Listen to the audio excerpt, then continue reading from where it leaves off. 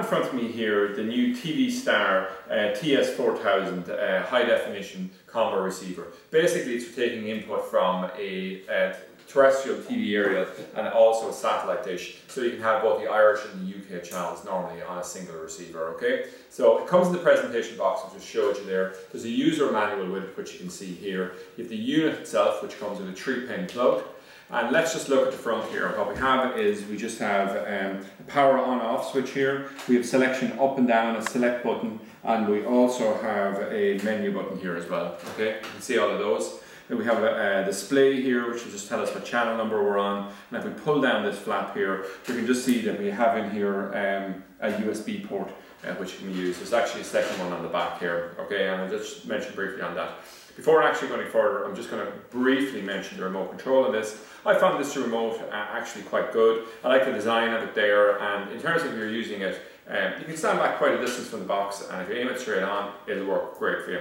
So, that I find actually quite a good feature of this box. Now, if we come along and we look at the actual back of the box here, we look at the key features here. So the first thing to note is that we have a terrestrial in here, and we also have an LNB in here, which is basically a satellite input. We have an Ethernet port here, which is not overly used, okay, but it came with the box.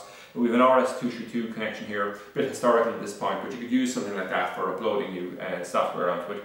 Most people here are obviously going to be using the Hdmi output to connect it directly to the television. If you wanted to go for digital sound, something like this, you can use the SPDIF here, and that'll actually just, with a Toshlink cable, you can connect it directly in for very high quality sound output. And in terms then of the real importance here will be at the bottom here, the red, the white and the yellow, which will be an RCA style connection. So you can use that if you have an RCA input in your television, or indeed you could use it in conjunction with an RCA to SCART converter. Most boxes would come with a SCART in here, but the RCAs were relatively popular as well. And then we basically have an on-off switch on it. In terms then of the USB port that we've seen here as well, similar to the one up front, what I'll just say on this is, from our tests on this, you can use this is a PVR ready box, meaning that if you add on a hard drive, you can record and do record programs, etc.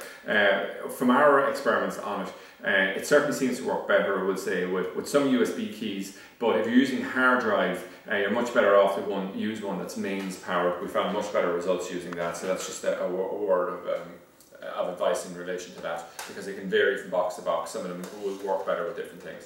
So we have further videos in this series that give a full overview of all the how to program up ad channels, all the various different features that come with it. So that's it, an overview of the TV Star TS4000 HDE combo.